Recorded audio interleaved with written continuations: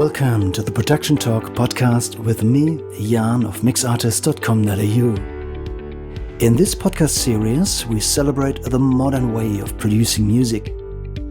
We want to talk about all things related to songwriting, recording at home, and music production.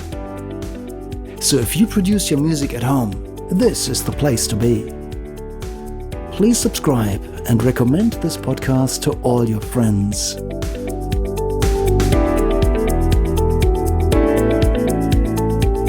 This is the Production Talk podcast, episode 7. Welcome back to episode 7 of the Production Talk podcast. Thank you so much for being on board today. We had lots of new subscribers again. If this is your first show with me, thank you so much for subscribing, and maybe check out the previous ones. There were a few good ones among. Most of the time, a band's first release is not their proudest moment, in retrospect at least. That is definitely true for all the bands that I played in as a young lad. It took us a couple of albums to actually sound okay and play okay. But I guess that's most of the bands. We all have our skeletons in the closet, and the early releases are usually not our very best.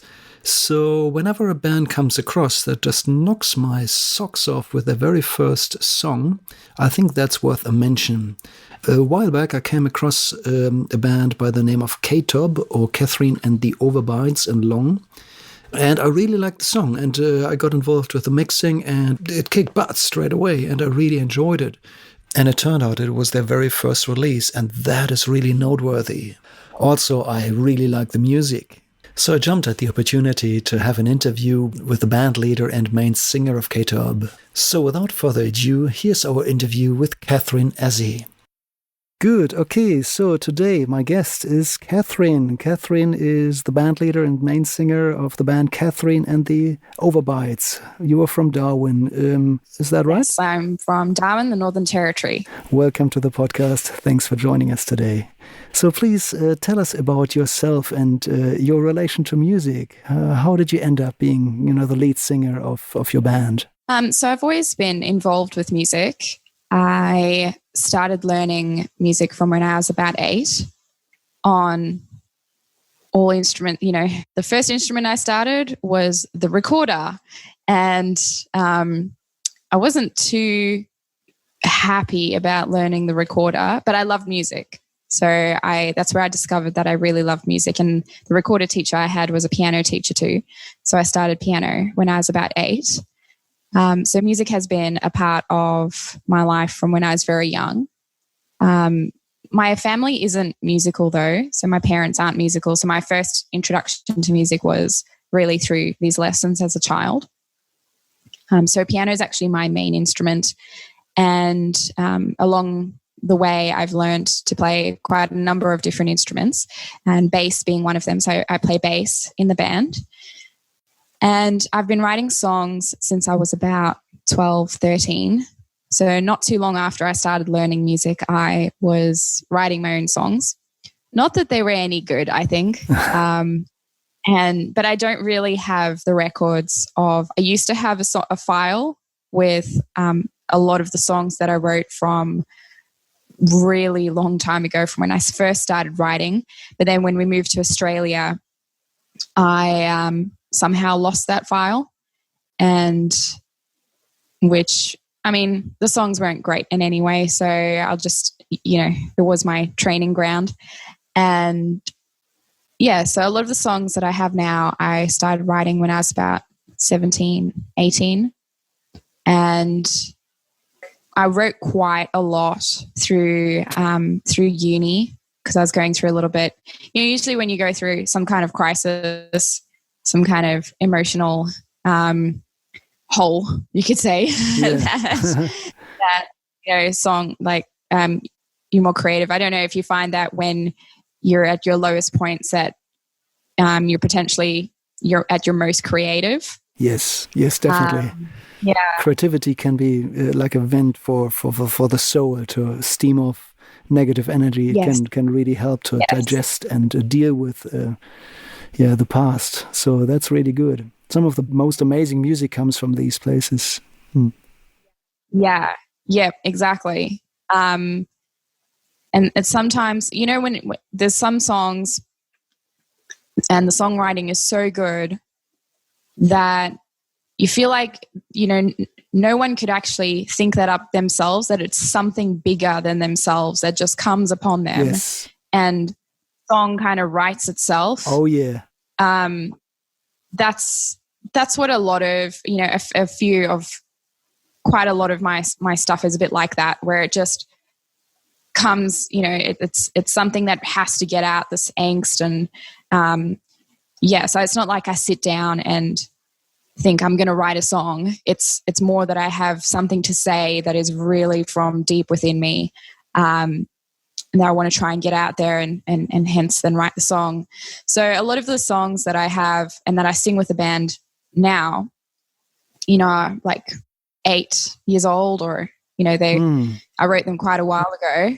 But it's only now that I met other musicians that, I mean, I've worked with musicians my whole life. So I play classical music as well. So I have my foot in both worlds. I'm a classical musician and a contemporary musician.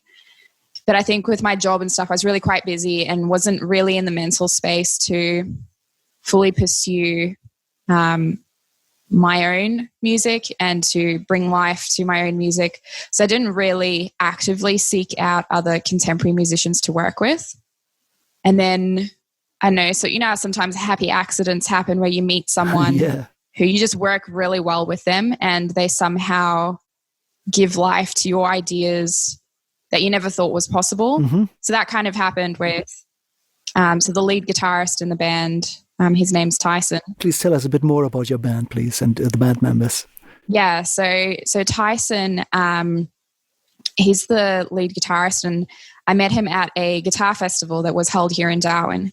So his teacher is Francis Diashenko, which I don't know if you've heard of that name before. He's quite a well-known flamenco guitarist. Beautiful. I love flamenco. Some of the most amazing guitar playing is, you know, flamenco is like the Emperor's League of guitar playing in my eyes. You know, it's Francis is a really good flamenco guitar player. So, well, I gotta look him up. Is Tyson's lecturer at uni. So he somehow coaxed Tyson into performing at this guitar festival, and I went to the guitar festival, and I thought, this is, he like had a backing track that then he played along, he soloed over the backing track he recorded. And I thought, this might be someone who, I approached him and said, hey, would you be interested in maybe doing some recording work, like working together? Because at that point in time, I just thought of trying to just record my songs, not necessarily make a band. And so worked with him a bit, and then we decided to actually make a band. And I remember, a couple of years ago talking to him, we should, find 2 other people, a drummer and a guitarist or a bass guitarist, to play with us. And then I sort of kept my eye out. So that's when I asked, so Josh, who is our drummer, I have worked with him in other areas, with like music camps, in music education, so I'm a music teacher and Josh is also a music teacher, an instrumental music teacher. And so I knew him in sort of that area. And then I asked him, hey, do you want to join our band?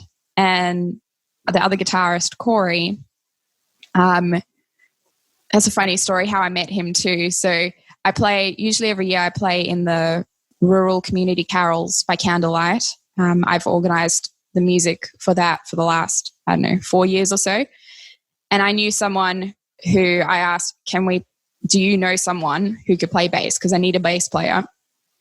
And then he recommended Corey to me, which is the other guitarist. So I've played with Corey before in Christmas carol bands before he was even in my band. So I approached him and like, hey, do you want to maybe be in a band together to play my stuff? And he's like, oh yeah, sure. So that's us. So there's the 4 of us. So I think, I drew from people that I knew, because I'm a bit selective with who I work with as well. Well, that's probably a good thing. You know, it's good to be picky there. And as you mentioned earlier, now with creativity, if somebody else can elevate your work to the next level, you know, sometimes when creativity bounces forward and back between two people, it can just literally, make magic moments happen. And I guess that's probably the case in your new EP. Say, where would somebody find your music? If we wanted to, you know, look your band up and find the song, Please Tell Me, that you released on March 5th, where would people find it? So all the general streaming sites for now. So Spotify, it definitely will be on Spotify, which is the main one. I mean, I know it's a bit controversial, you know, Spotify and how much they actually pay artists and all of that. But as someone who, this is our first song, we don't, you know, really, you know, we're not a bigger band that has a big following. So we kind of need to put our stuff up everywhere. So Spotify, it's definitely going to go on Triple J Unearthed. So you could look it up on Triple J Unearthed. Beautiful. Hopefully it gets onto Triple J. That would be really cool. But who knows? So all the big platforms, and then people just type in and search for Kathryn and the Overbytes. And just for clarity, the byte is like the megabyte, rather with a Y, rather than the bite from a dog. So Overbyte with a Y. Yeah, and Kathryn is Kathryn. Y. Okay, so you've got two Ys in the name. Yes. Look, my boy's name is Miles, and we called him Miles with a Y. I love that letter. That was completely unrelated. Okay. Look. No, it's great. The letter Y. So, just to sum it up one more time. So it's literally the first release of your band. It's the first record that you ever put out. And, you know, looking at the typical career of most musicians, the first work that people release is often, I guess, you know, we all have our skeletons in the closet. If you look at the first demos that I did with my first band when I was, you know, young, oh my God, I don't want anybody to hear that today. But I guess your first release just came out right on the top of the performance scale and, you know, production scale. So it doesn't sound anything like a first release to me. And, you know, it actually stands up against some very well-seasoned recording artists. I found that's at least my opinion. So, you know, my compliments on performing so well. And correct me if I'm wrong, but you actually recorded everything yourself. Is that right? Yeah. So, yes. So Tyson recorded, so the lead guitarist recorded most of that track in his bedroom with, you know, he's got quite a fancy pedal board. You know, he's one of those lead guitarists that loves the pedal board and does all crazy things with the pedal board.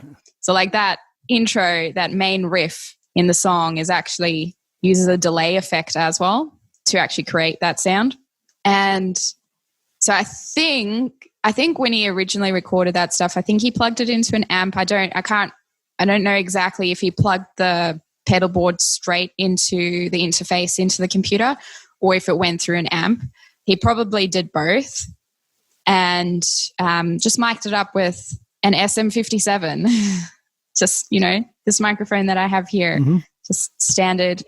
And he did the drums as well. And I recorded the bass. So through an amp. So I mic'd up the amp and had a DI out from the amp. So there was two bass signals. And the vocals were done in a spare room of Corey's house. So Corey has rents a place with another bloke who's quite a well-known Darwin musician as well. And they have a spare room. That's their drum room. But the drums weren't set up when I went to go and record. And it has just a mattress on the window to block the sound from the neighbors because the neighbor's house is right next door.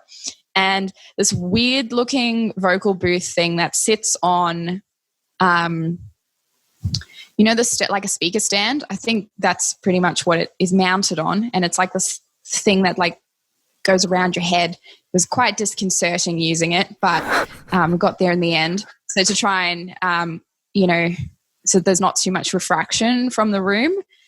And that's pretty much that was our recording situation. It's, less than ideal, but we just make do with what we have. Yeah, fantastic. Well, I guess that's the spirit of our time, that some of the most amazing recordings nowadays literally come out of living rooms and bedrooms and rehearsal rooms rather than top-notch high-end studios, which obviously is nice to have. But you definitely prove those people wrong. You don't need a major studio to achieve a major sound anymore.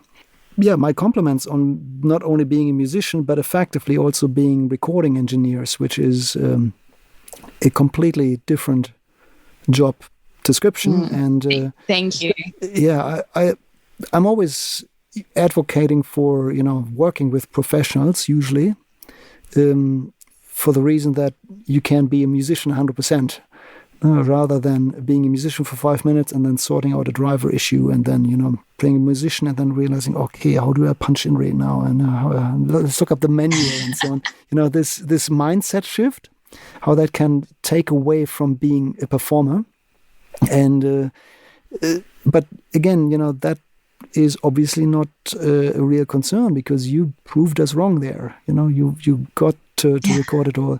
Can you just describe the gear that you used? Did you use any fancy computers or any major audio interfaces or top-notch microphones? Or can you comment on that? Sure. So my laptop is actually on the table in the kitchen. It's just a MacBook Pro that I got. I bought a refurbished MacBook Pro in 2012 and bought Pro Tools back in the day when you could still outright buy Pro Tools and not have to subscribe.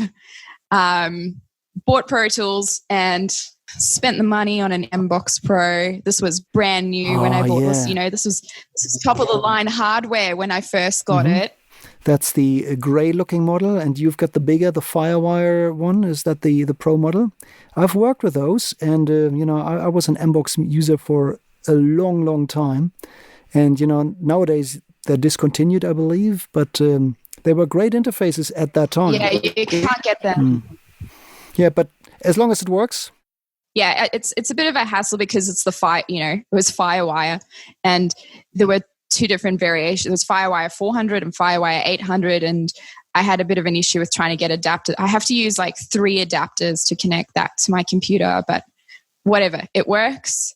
I'm kind of stuck with, I can't update the computer's software and because then it won't be compatible with the Pro Tools. Yes. And I can't. Anyway, so that's the setup I have. A very old computer with Pro Tools 11 on it from 8 years ago with a piece of hardware that's discontinued. In terms of microphones, the vocals were recorded through an Audio Technica condenser microphone. Yeah. Do you remember the model? Possibly a 2020 or? I have it right here. Yeah, nice. So it's the 35. Mm-hmm. Yeah, 35. Cool. So I bought that secondhand on Gumtree as well. So a secondhand condenser microphone. And I mean, it's not a Neumann, but it does a good job. I'm sure there's other microphones that are better, but that's what I have, and I don't have heaps of money to spend on very expensive microphones. So that's what the vocals were recorded through. And the outcomes speak for themselves. Just look at the results, and if that's good enough, well, you've got gear that will probably last you a long time. And I've worked with those microphones before, and there's really nothing wrong with those microphones if you have a good controlled room, if it's not too reverberant in the room, if you set the gain carefully, then there's really nothing wrong about that. So you don't need to buy yourself an $8,000 microphone and $5,000 preamp just to do good recordings. What you've done there speaks for itself. So I think, like you said, sorry about the room being quiet. The space you record is probably the most important. Obviously, you don't want to record on a really crappy microphone, but the space obviously is one of the most important things. And that's some of the problem that I ran into. I thought a space was good for recording, and then I recorded a vocal take and, compiled the vocals. And then when you actually really carefully listen back, you can actually hear there was room noise or refraction. Yeah. So yeah, like you said, finding the right space to record is, particularly with condenser microphones, is really important. You're so right with that. And you actually just described a really good method. How do you know? If you're unexperienced as a recording engineer, do you know whether the room is good or not? And what you just described is literally trial and error. Just give it a shot. Set up your microphone, record yourself for a minute, and then put on headphones and maybe just turn it up a little bit and just listen back very carefully what you hear. And then once you've got this, you know what to do. Now that's a concept that I call listen and react. And if I had to sum up, 20 plus years of music production experience, that's the 3 words: listen and react. That's effectively what I do for a living every single day. And, you can apply this to anything. How you place the microphones, which microphones you choose, whether the gain's set right, room acoustics, all of it. Just rather than, overthinking it, which microphone you should buy, looking at spec sheets and so on, just start with what you have and actually have a quick listen. And that will guide you the right direction very easily, very effortlessly. So well done. You seem to be a natural. It all comes, very naturally to you. You do all the right things here. And, look at the results. It really speaks for itself. Can you just tell us a little bit more about the drums? You said your guitar player recorded the drums. Is that something you're happy to talk about? Yeah. Okay. So this is I don't know if this is, it's not a secret. And when I say it and people hear the track, they'll be like, oh yeah, I can hear it now. But it's programmed drums. It's not actually live recorded drums. So that is something that we spent a fair amount of money on. So Tyson and myself went halvesies on buying the drum software because we used Superior Drummer 3, I think is the latest version. It's related to Easy Drummer. So he'd used Easy Drummer before on some of his stuff. But Superior Drummer was sort of I did quite a bit of research into it, and the samples in Superior Drummer 3 are like they redid the samples from the ground up sort of thing and sampled really high quality drums. So it's programmed drums.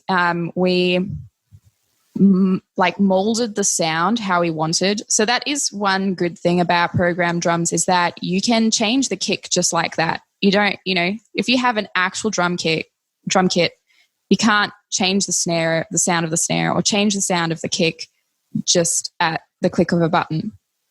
So we tailored the sound of the drum kit to our preferences and what we wanted, and we were able to actually layer multiple kicks on top of each other in the program to get the sound we wanted.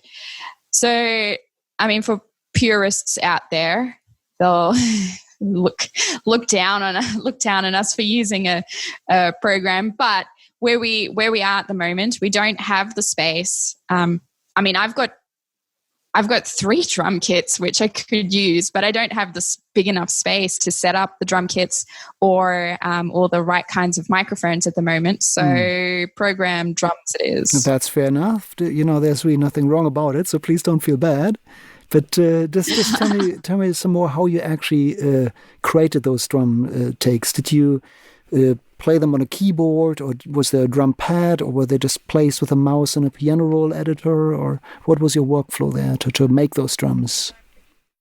I'm pretty sure that so because Tyson did it, I'm assuming what he's done. But I know that he didn't have a MIDI keyboard, so it wouldn't have been via MIDI keyboard. We tried to connect it to the electric drum kit that I have here, but we for some reason couldn't get it connected. Anyway, and so I don't know if he punched it in with his computer keyboard, or if he clicked it in with a mouse in the piano roll. Okay. But yeah, just it's purely, the drums are purely done on computer, like no MIDI keyboard, no extra gear, just the program, just on a computer. Okay. Well, look, there's, in the end, it's always the result that counts. So how you got there is somewhat irrelevant. And, you've got some really fat pumping drums now, earth-shattering the way they just carry the beat. So whatever you did there, it works. So that's what counts. Well done. No, well done. Just tell us a little bit more. You're working on an entire EP. What can we expect here?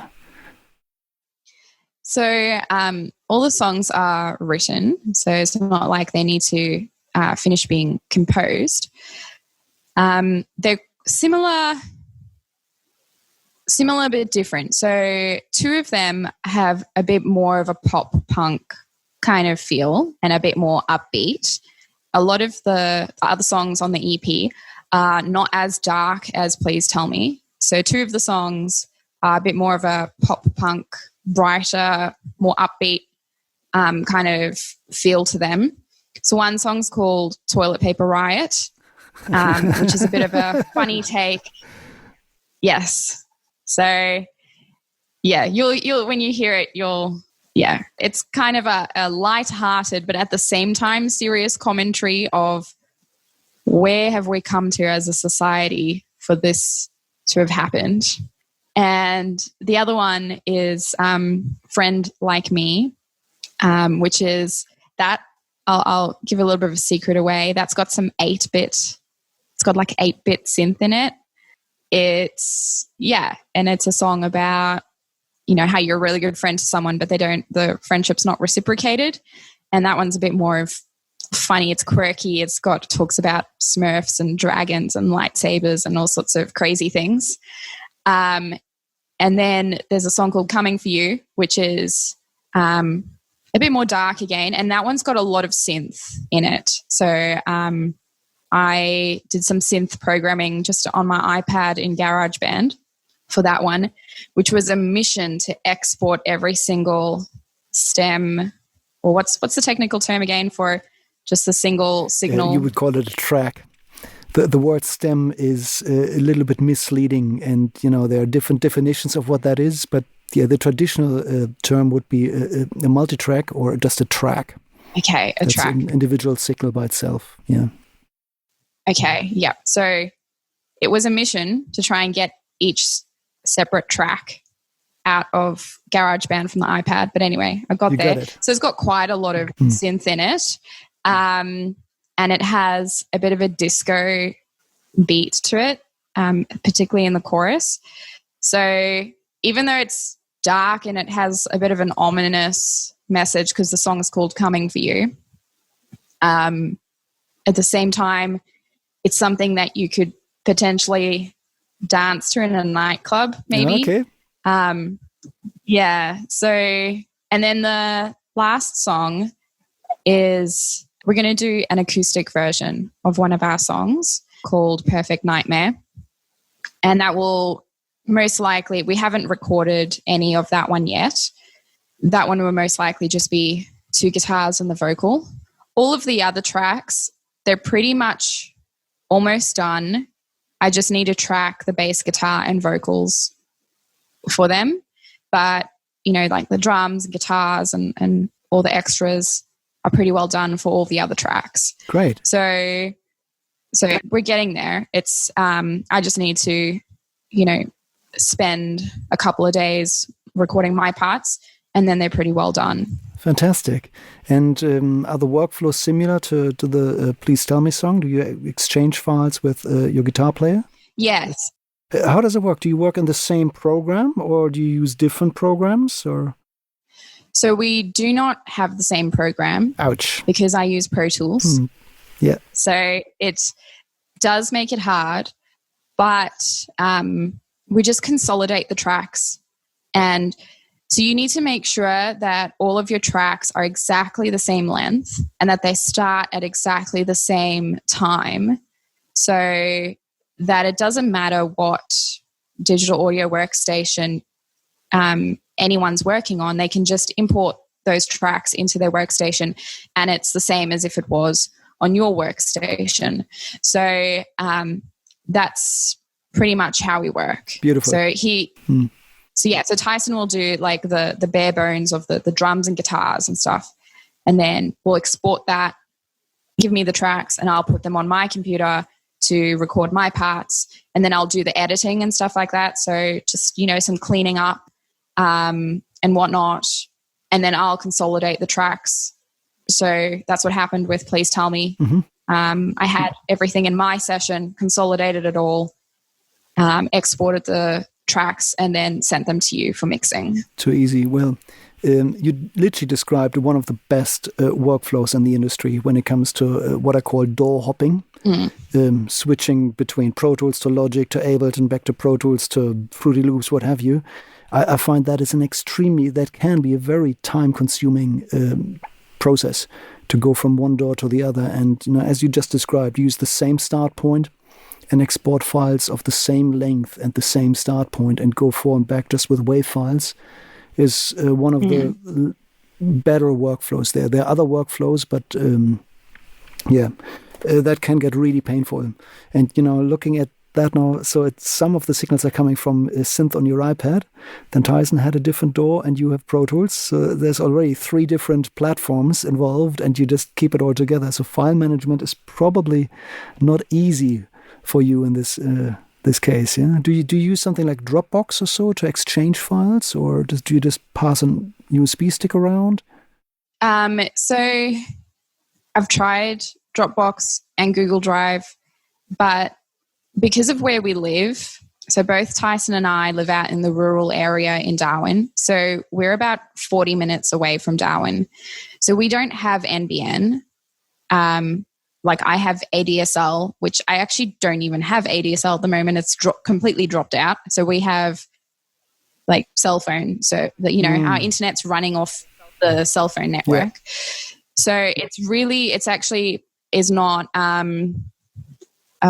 efficient for us to even use internet methods of transferring files because both of our internet connections are so slow with upload and download. So it's just easier to put it on a USB stick and be like, hey, when you're coming past, can you pick up the USB stick? Yeah, old school. Pretty much. Analog. Yeah. Analog style, so to speak. Yeah. Analog. In quotation marks. Yeah, okay. Well, look, but, the same thing applies again. Now, whatever leads to good results, you made it work. And thank you again for, still going through the effort and working with me, which means exchanging files online. It's the way it works with my business. So, except yours was really easy. It was so easy to upload the stuff to your.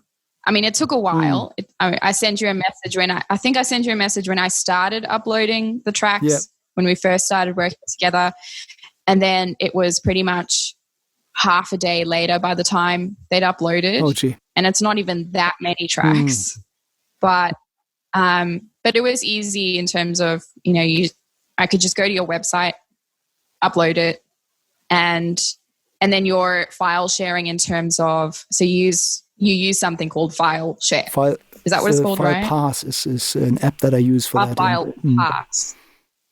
And that was really helpful. So, because then you didn't have to I didn't have to download the track. I could just listen to it online when I had decent internet. Yep. And then comment on it online, which really helped with the workflow. I think if you'd shared stuff, via Dropbox or the Drive even, it would have made it just that little bit more complicated. Yeah. But using the system you use made the workflow really easy. Thank you very much. It took me a while to work with the best methods, and I played a lot with all kinds of options. But right now I feel like I've got a pretty good system, and I just will keep tuning it based on the feedback that I receive. But at this stage, I feel like I've got a somewhat stable system that allows people to get through without growing gray hair or pulling the hair out, which is exactly how it should be. So thank you for hanging in there and getting through all of this together. That was good fun. Another thing that I really like about the app that I'm using is that it gives me peace of mind that an early revision can't accidentally end up in the master, which I've done it for over 20 years, has happened in the past that I worked with a band on revisions, and now they wanted changes, and we ended up on revision 3 or 4, let's say. And then for whatever reason, they all had all the revisions on their computer, and then they passed the wrong one on, and it ended up on the record. And we knew we had a better sounding mix, and, it wasn't the end of the world. And, most of the listeners just, wouldn't even notice. But, the way this current system works, it's just really good because, all of the old files just go into a separate folder, and you just only work on the most recent one. And for me, it's really helpful to get all the comments back. And you did a great job at just... What I found super helpful was I could play through the song and pause it right where I needed to make the comment. So it's kind of like SoundCloud in that way. Yes. Where you could pinpoint exactly in the track where, like, what the comment is. Otherwise, you have to, if I had to download the track, listen to it, I would have to write down the timestamp along with the note. Yes, you don't. And have then to you'd have to, it just. I don't have to do that. It was so easy. Good. Well, thank you. I'm obviously, very happy that I've got a working system and that it wasn't a headache for you. So that's really good. Say, what's the situation in Darwin? Can you play live again? Yes. So we've been playing live probably since about July. So some people have, from other states have been a bit, when we started back up having live gigs, some people were getting a bit jealous. We've been very... Yeah, I can see that. Yes. There are people commenting on Facebook and stuff, I wish I could go to a live gig. So it's been, we've been really fortunate in that we could start back up with live gigs quite quickly. I mean, obviously they don't look the same. Obviously venues have had to put things in place like social distancing and the whole sign in. Every venue you go to, you have to sign in and all of that. And venues can not have as many people as what they used to, but at least we can still play live music. So I was very, very fortunate for our band to be asked to play a New Year's gig at the Railway Club. So in Darwin, there's pretty much only 2 venues that support original local live music, which is great. And unfortunate at the same time, I wish more venues would come on board with supporting original music. But one of those places, so the one's Happy Yes, and the other one's the Darwin Railway Club. So the Darwin Railway Club asked the band if we could perform at New Year's. So that was really amazing. It's been a crazy year and a lot of gigs have been cancelled, but we had the opportunity to play a proper gig on New Year's Eve for a packed, pretty well a packed house. Wow. Just really, really fortunate. We're just really, really fortunate in Darwin in that there's been no community transfer of COVID or anything like that. Any of the cases that we've had have been from interstate or overseas that have been in quarantine. Okay. So, yeah. Yeah, well, hopefully there will be a time soon when you can tour Australia. And please, that'd be great. If there's any chance, please take your band out for a tour. Maybe not the entire country initially, but, please bring your music to other towns and other places, because I really reckon that's music that people need to hear about, definitely. I don't think I've ever come across a band that had such a strong debut release. That is, definitely really high up there. And I really recommend everybody who's joining this podcast today to check out Kathryn and The Overbytes. Can you just maybe tell us where people would find out more about your band? Have you got a website or social profiles? And could you share those with us, please? Yes, so we have a Facebook page. So Kathryn and The Overbytes. So it's Kathryn is Kathryn,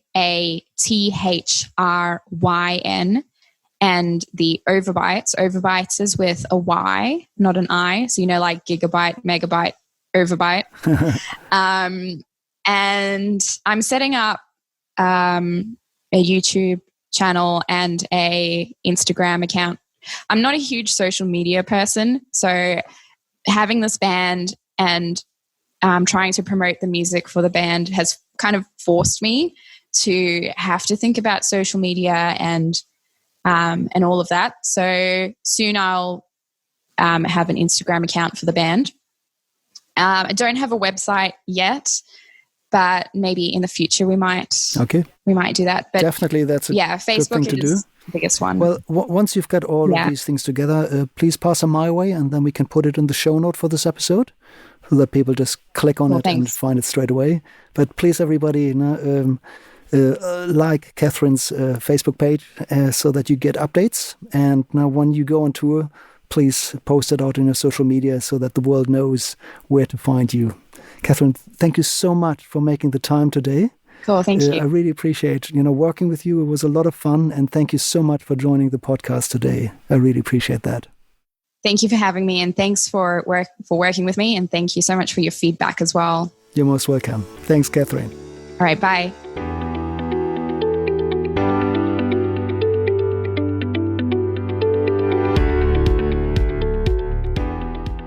I really hope you enjoyed this interview with Kathryn of Kathryn and The Overbytes. Please go straight to the show notes. You will find the links to Kathryn's Facebook page and her social media channels. Also, you can find links to the EP, which of course by the time of release is already out. So there's no excuse. Please get out there, click the button, enjoy the record, crank it up. I think the music is absolutely fantastic, and I would really appreciate if you could please click and have a listen. The next episode will be another tech talk about MIDI this time, so we're changing gears a little bit and we talk about everything that you need to know to get started as an electronic music producer. Well, obviously that's not limited to electronic music. Lots of other music, like Kathryn's music, also included some MIDI work, so that's definitely a great skill to have. We're going to break down all the basics and start from the bottom up. And I hope that there is something interesting in there for you. So tune in again next week for a MIDI special. In the meantime, you can reach out to me if you would like to have a chat, or if you need any help with mixing. Of course, I'm there to help you out, and I can also give you some advice on production if you're stuck somewhere. So don't hesitate to send me an email or reach out on my social media channels. I would love to hear from you. That would be absolutely fantastic. Okay, that's all for now. Speak to you next time.